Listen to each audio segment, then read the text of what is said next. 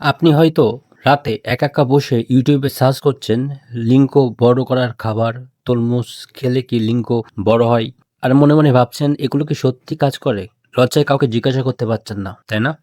আমি বুঝি। এই সমস্যাটা অনেক পুরুষই একা বকেন। কিন্তু সত্যি কথা হলো সেসব খাবার বা তেলের বিজ্ঞাপন আপনারা দেখেন তার বেশিরভাগই বিজ্ঞানসম্মত না।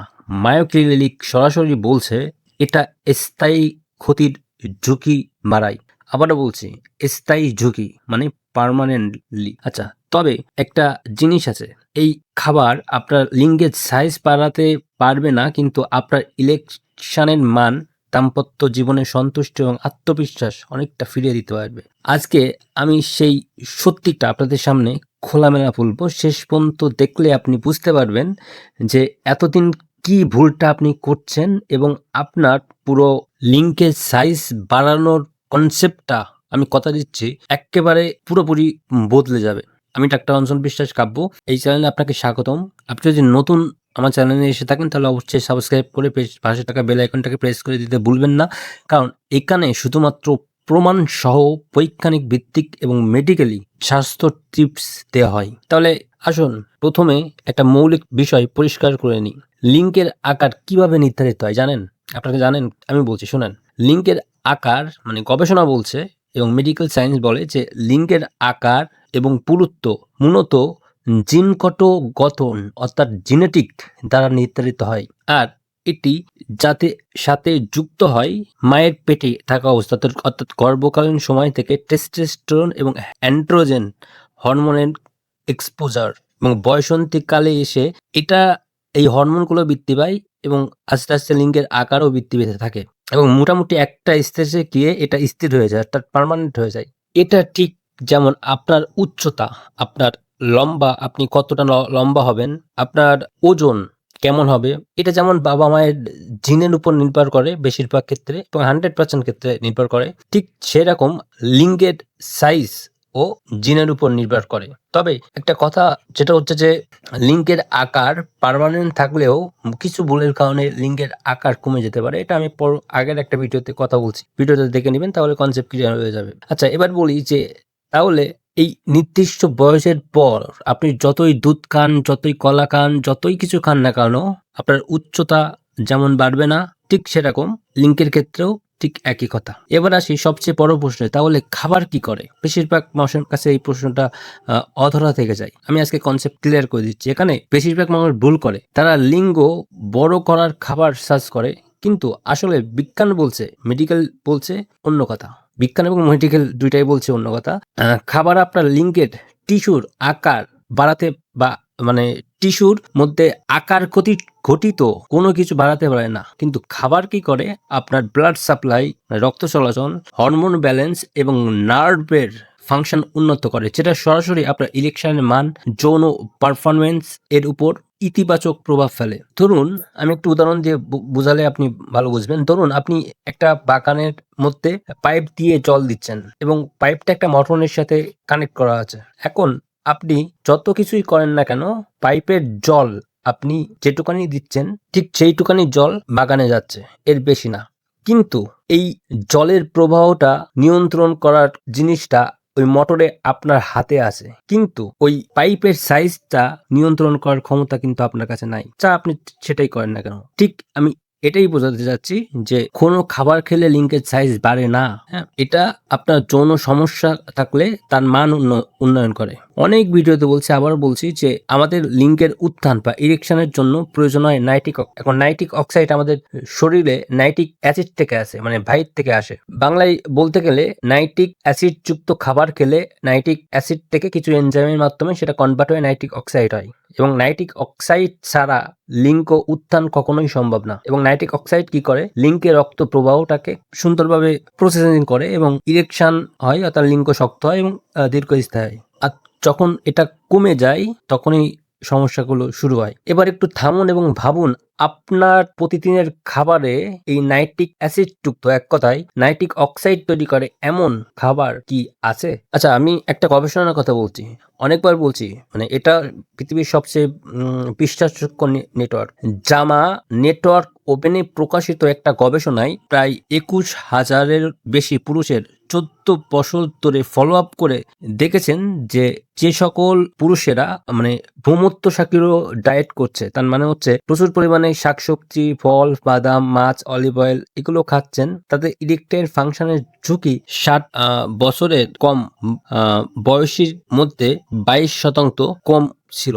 ওকে, এই তথ্যটা অনেক গুরুত্বপূর্ণ, মানে এই যে জামার যে এটা, কারণ এটি বলছে যে কোনো ম্যাজিক এমন কোনো খাবার নাই যেটা হচ্ছে আপনার যৌন স্বাস্থ্যকে সরাসরি প্রভাবিত করবে। আচ্ছা, আমি বলি তরমুজ, অনেকে প্রশ্ন করে যে তরমুজ খেলে কি কাজ করে, বা অনেকে বলে যে তরমুজে কিছু হয় না। ঠিক আছে, আসলে দীর্ঘমেয়াদী আপনারা খান না। ঠিক আছে, তো তরমুজের মধ্যে সার্টোনিন নামে এক ধরনের অ্যামাইনো অ্যাসিড থাকে, যেটা আমাদের শরীরে গিয়ে বিভিন্ন এনজাইমের মাধ্যমে আর্জিনিন রূপান্তরিত হয়, এবং আর্জিনিন আমাদের নাইট্রিক অক্সাইড তৈরি করে দেয়, যার ফলে ইরেকশন হয়। 2016 সালে নিউট্রিশন জার্নালে প্রকাশিত একটা গবেষণায় দেখা গেছে সার্টোনিন সাপ্লিমেন্ট, যেটা আমি একটু আগে বললাম আমেরিকাতে পাওয়া যায়। ঠিক আছে, এটা রক্তনালী কার্যকরিতাকে অনেকটা উন্নত করে। তবে এখানে একটা কিন্তু আছে, অনেক গবেষণা বলা হয়েছে সার্টোনিন রক্ত প্রবাহে সাহায্য করে, লিঙ্কের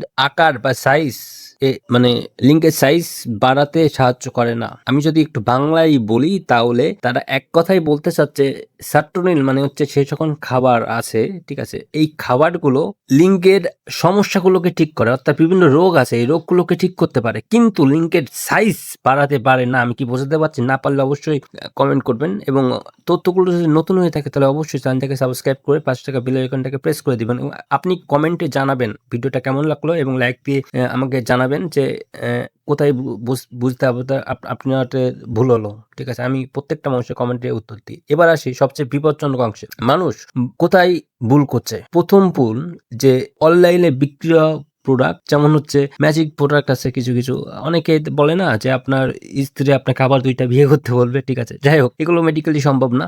যাই হোক, এটাকে মানে পেনিস এনলার্জমেন্ট হিসাবে দাবি করা হয়, অ্যাডভার্টাইজমেন্ট মার্কেটিং এর পাশে এটাকে গ্যাসলাইটিং বলা হয়। আচ্ছা, পিল সাপ্লিমেন্ট কেনা, মায়োক্লিনিক স্পষ্টভাবে বলছে এইগুলো যেহেতু এফডিআই এবং আইএসও অনুমোদন না, তাই এটাই পার্মানেন্ট ক্ষতি করার সম্ভাবনা 70 থেকে 90% পর্যন্ত হতে পারে। এবং 2 নাম্বার ভুল মানুষ করে, এবং এটা ইয়ং বয়সী মানুষ করে। ঠিক আছে, সেটাকে বলা হয় জিংলিং, বা হাত দিয়ে টেনে লম্বা করার চেষ্টা।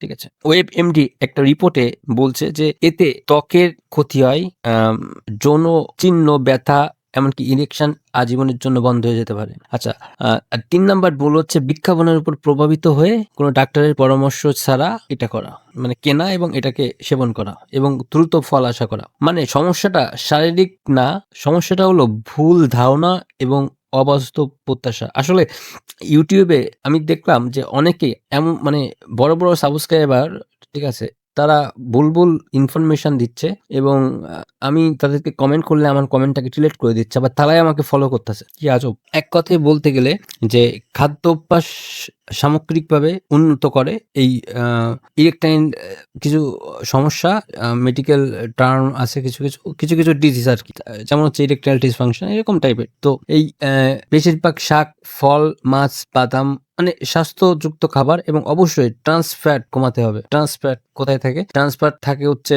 আপনার ভাজা পোড়াতে। ঠিক আছে, অতিরিক্ত তেলের মধ্যে।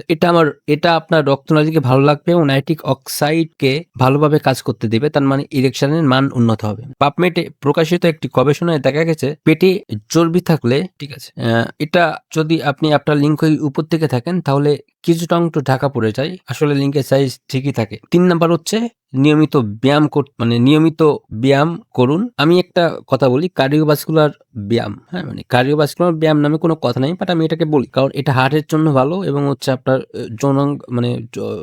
যৌন সমস্যার জন্য ভালো। হাঁটা, দৌড়ানো এবং সাইকেলিং করা, ঠিক আছে, এগুলো রক্ত সঞ্চালন বাড়ায় এবং ইরেকশনটাকে সত্যি সমস্যা থেকে ইরেকশনকে ভালো করে, এবং আপনার যৌন স্বাস্থ্যে মারাত্মক ভূমিকা পালন করে, এবং তার সাথে আরেকটা কাজ করে, সেটা হচ্ছে আপনার হার্টের সমস্যাকে আস্তে আস্তে ভালো করতে শুরু করে। কিন্তু যদি এটি 3 মাসের বেশি আপনার এই সমস্যাটা থাকে, ব্যথা থাকে, ডিসচার্জ হয়, মানে কোনো কিছু বের হয়, এবং আরো কিছু সমস্যা, ব্যথা, অনেক কিছু হয়, ঠিক আছে? এবং ৩ মাসের মধ্যে দিন, দিন বেড়ে যাচ্ছে, এরকম হয়, তাহলে অবশ্যই একজন যেহেতু আমাদের যে সেক্সোলজিস্ট নাই, এজন্য অবশ্যই যৌন একজন বিশেষজ্ঞ ডাক্তার দেখে নিবেন তার রেজিস্ট্রারের নাম্বার জেনে। তো আজকের ভিডিওতে আমরা জানলাম কোনো খাবার, পিল বা ব্যায়াম যাই বলেন না কেন, এটা আকারকে মানে কোনোভাবেই চেঞ্জ করতে পারে না।